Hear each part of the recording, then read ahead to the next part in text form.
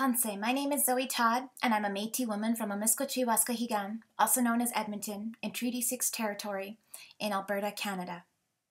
I'm posting this video because the Truth and Reconciliation released a summary of its findings on the last 5 years of its work this week. Amazing Métis activist Chelsea Vowel urges us to read the report, to engage with it, to engage critically with it, to understand what it has to tell all of the country. Today on Twitter, many of us were discussing the necessity of reading the report and of making it as accessible as possible, through podcasts, through translations. And Erica Violet Lee suggested that we begin to share videos of Indigenous people reading the report. So today I want to start this process of ensuring everyone in Canada has access to the report, to engage with it, to make sure that its findings are mobilized. Let's keep this report from getting shelved like so many before it. Honoring the Truth, Reconciling for the Future. Summary of the final report of the Truth and Reconciliation Commission of Canada. I'll start with the introduction. For over a century, the central goals of Canada's Aboriginal policy were to eliminate Aboriginal governments, ignore Aboriginal rights, terminate the treaties, and through a process of assimilation, cause Aboriginal peoples to cease to exist as a distinct legal, social, cultural, religious, and racial entities in Canada. The establishment and operation of residential schools were a central element of this policy, which can best be described as cultural genocide.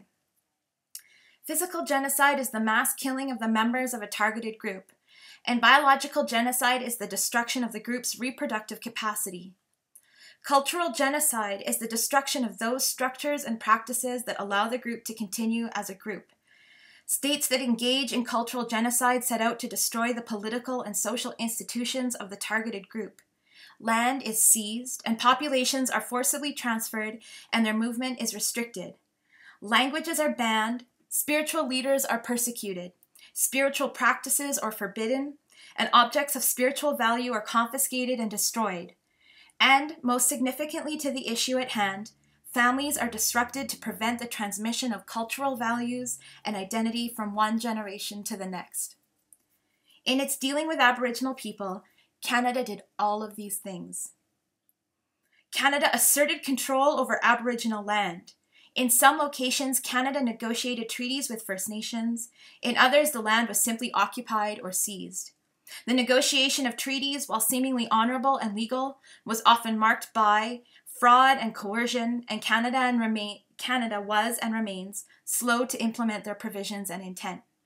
On occasion, Canada forced First Nations to relocate their reserves from agriculturally valuable or resource-rich land onto remote and economically marginal reserves. Without legal authority or foundation, in the 1880s, Canada instituted a pass system that was intended to confine First Nations peoples to their reserves. Canada replaced existing forms of Aboriginal government with relatively powerless band councils whose decisions it could override and whose leaders it could depose. In the process, it disempowered Aboriginal women, who had held significant influence and powerful roles in many First Nations, including the Mohawks, the Carrier, and the Tlingit. Canada denied the right to participate fully in Canadian political, economic, and social life to those Aboriginal people who refused to abandon their Aboriginal identity. Canada outlawed Aboriginal spiritual practices, jailed Aboriginal spiritual leaders, and confiscated sacred objects. And Canada separated children from their parents, sending them to residential schools. This was done not to educate them, but primarily to break their link to their culture and identity. In justifying the government's residential school policy, Canada's first Prime Minister, Sir John A. Macdonald, told the House of Commons in 1883, "When the school is on the reserve, the child lives with its parents, who are savages. He is surrounded by savages, and though he may learn to read and write, his habits and training and mode of thought are Indian. He is simply a savage who can read and write.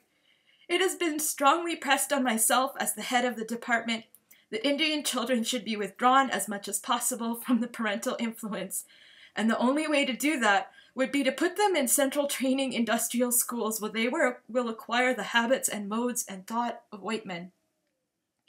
These measures were part of a coherent policy to eliminate Aboriginal people as distinct peoples and to assimilate them into Canadian mainstream against their will. Deputy Minister of Indian Affairs Duncan Campbell Scott outlined the goals of that policy in 1920 when he told a parliamentary committee that, quote, "Our object is to continue until there is not a single Indian in Canada that has not been absorbed into the body politic," end quote.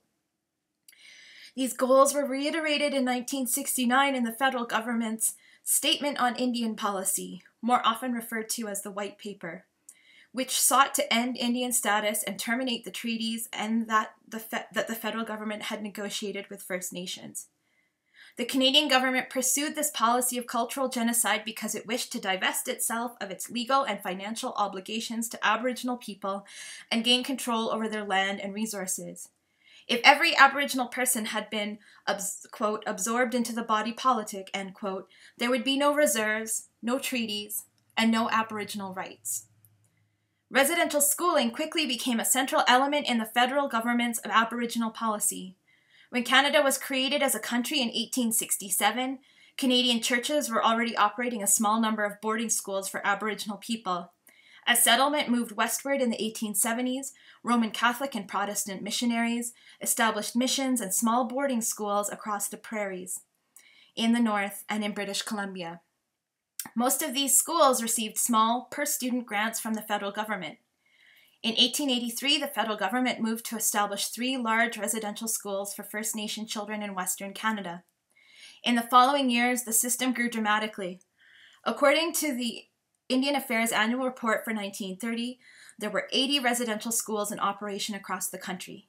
The Indian Residential School Settlement Agreement provided compensation to students who attended 139 residential schools and residencies. The federal government has estimated that at least 150,000 First Nations, Métis, and Inuit students passed through the system. Roman Catholic, Anglican, United, Methodist, and Presbyterian churches were the major denominations involved in the administration of the residential school system. The government's partnership with the churches remained in place until 1969, and although most of the schools had closed by the 1980s, the last federally supported residential schools remained in operation until the late 1990s. For children, life in these schools was lonely and alien. Buildings were poorly located, poorly built, and poorly maintained. The staff was limited in numbers, often poorly trained, and not adequately supervised. Many schools were poorly heated and poorly ventilated, and the diet was meager and of poor quality. Discipline was harsh, and daily life was highly regimented. Aboriginal languages and cultures were denigrated and suppressed. The educational goals of the schools were limited and confused and usually reflected a low regard for the intellectual capabilities of Aboriginal people. For the students, education and technical training too often gave way to the drudgery of doing the chores necessary to make the school self-sustaining. Child neglect was institutionalized, and the lack of supervision created situations where students were prey to sexual and physical abusers. Let that sink in. In establishing residential schools, the Canadian government essentially declared Aboriginal people to be unfit parents. Aboriginal parents were labeled as being indifferent to the future of their children, a judgment contradicted by the fact that parents often kept their children out of schools because they saw those schools, quite accurately, as dangerous and harsh institutions that sought to raise their children in alien ways. Once in the schools, brothers and sisters were kept apart, and the government and churches even arranged marriages for students after they finished their education. The residential school system was based on an assumption that European civilization and Christian religions were superior to Aboriginal culture, which was seen as being savage and brutal. Government officials also were insistent that children be discouraged and often prohibited from speaking their own languages. The missionaries who ran the schools played prominent roles in the church-led campaigns to ban Aboriginal spiritual practices such as the potlatch and the sun dance, more properly called the thirst dance, and to end traditional Aboriginal marriage practices. Although in most of their official pronouncements, government and church officials took the position that Aboriginal people could be civilized, it is clear that many believed that Aboriginal culture was inherently inferior. This hostility to Aboriginal cultural and spiritual practice continued well into the 20th century. In 1942, John House, the principal of the Anglican school in Gleichen, Alberta, became involved in a campaign to have 2 Blackfoot chiefs deposed, in part because of their support for traditional dance ceremonies.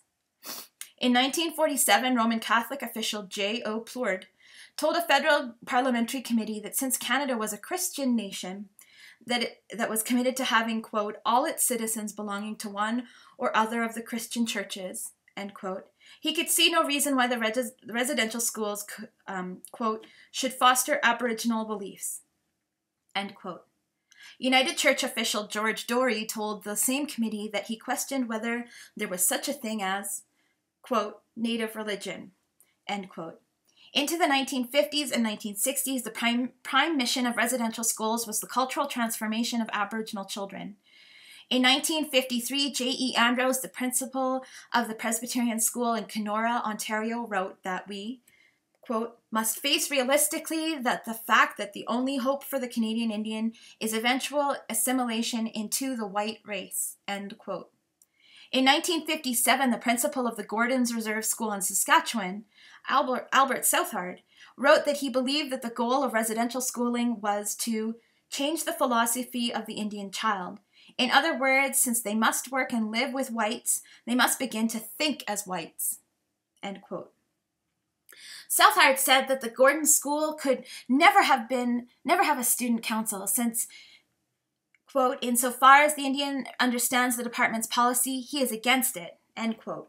In a 1958 article on residential schools, Senior Oblate André Renaud echoed the words of John A. Macdonald, arguing that when students at day schools went back to their homes at the end of the school day and for the weekend, the pupils are re-exposed to their native culture, however diluted, from which the school is trying to separate them. A residential school, on the other hand, could surround its pupils almost 24 hours a day with non-Indian Canadian culture through radio, television, public address systems, movies, books, newspapers, group activities, etc. Despite the coercive measures that the government adopted, it failed to achieve its policy goals. Although the Aboriginal peoples and cultures have been badly damaged, they continue to exist. Aboriginal people have refused to surrender their identity. It was the former students, the survivors of Canada's residential schools, who placed the residential school issue on the public agenda. Their efforts led to the negotiation of the Indian Residential School Settlement Agreement that mandated the establishment of a residential school Truth and Reconciliation Commission of Canada. The survivors acted with courage and determination. We should do no less. It is time to commit to a process of reconciliation. By establishing a new and respectful relationship, we restore what must be restored, repair what must be repaired, and return what must be returned. Reconciliation at the crossroads. To some people, reconciliation is the reestablishment of a conciliatory state. However, this is a state that many Aboriginal people assert never has existed between Aboriginal people and non-Aboriginal people. To others, reconciliation in the context of Indian residential schools is similar to dealing with a situation of family violence. It's about coming to terms with events of the past in a manner that overcomes conflict and establishes a respectful and healthy relationship among people going forward. It is in the latter context that the Truth and Reconciliation Commission of Canada has approached the question of reconciliation. To the Commission, reconciliation is about establishing and maintaining a mutually respectful relationship between Aboriginal and non-Aboriginal peoples in this country. In order for that to happen, there has to be awareness of the past, acknowledgement of the harm that has been inflicted, atonement for the causes, and action to change behavior. We are not there yet.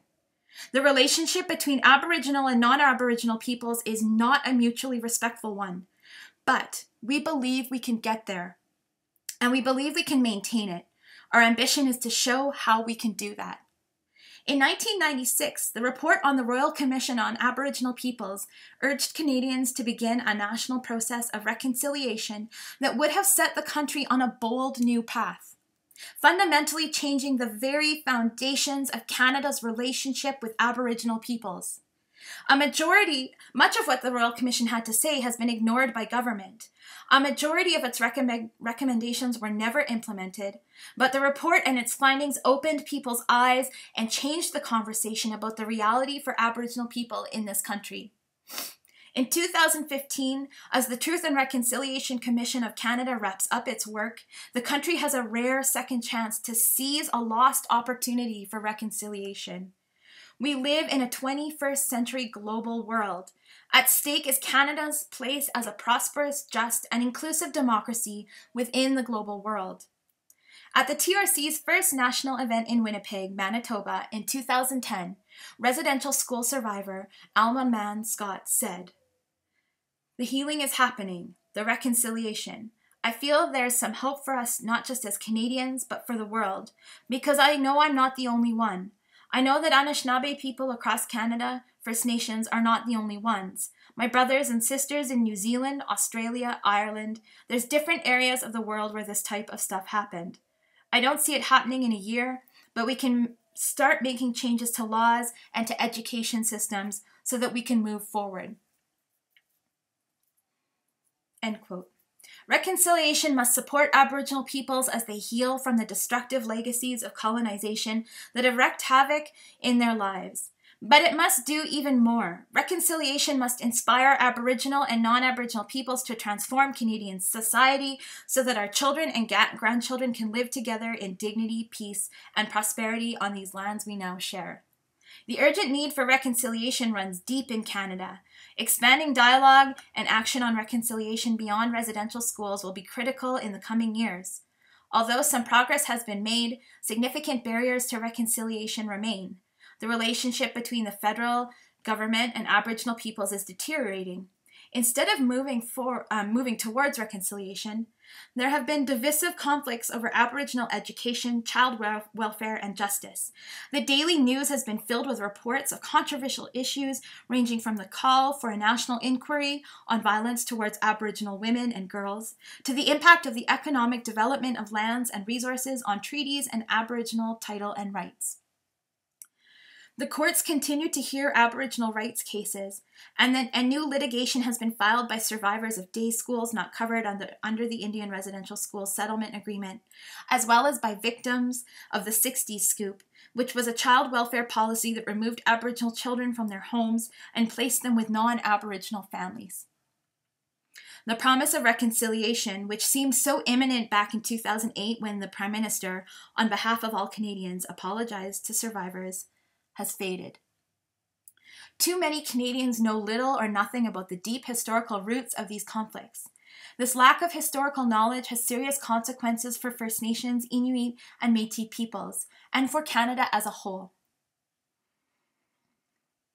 In government circles, it makes for poor public policy decisions. In the public realm, it reinforces racist attitudes and fuels civic distrust between Aboriginal peoples and other Canadians. Too many Canadians still do not know the history of Aboriginal peoples' contributions to Canada, or understand that by virtue of the historical and modern treaties negotiated by our government, we are all treaty people. History plays an important role in reconciliation. To build for the future, Canadians must look to and learn from the past. As commissioners, we understood from the start that although reconciliation could not be achieved during the TRC's lifetime, the country could and must take ongoing positive and concrete steps forward. While the Commission has been a catalyst for deepening our national awareness of the meaning and potential of reconciliation, it will take many heads, hands, and hearts working together at all levels of society to maintain momentum in the years ahead. It will also take sustained political will at all levels of government and concerted material resources. The thousands of survivors who publicly shared their residential school experiences at TRC events in every region of this country have launched a much-needed dialogue about what is necessary to heal themselves, their families, communities, and the nation. Canadians have much to benefit from listening to the voices, experiences, and wisdom of survivors, elders, and traditional knowledge keepers, and much more to learn about reconciliation. Aboriginal peoples have an important contribution to make to reconciliation. Their knowledge systems, oral histories, laws, and connections to the land have vitally informed the reconciliation process to date and are essential to its ongoing progress. That's as far as I can get right now. So that's to almost the bottom of page 8. Hi for listening, and I hope that other people are able to contribute by reading this and sharing it and encouraging every single person in this country to engage critically with the findings of this summary.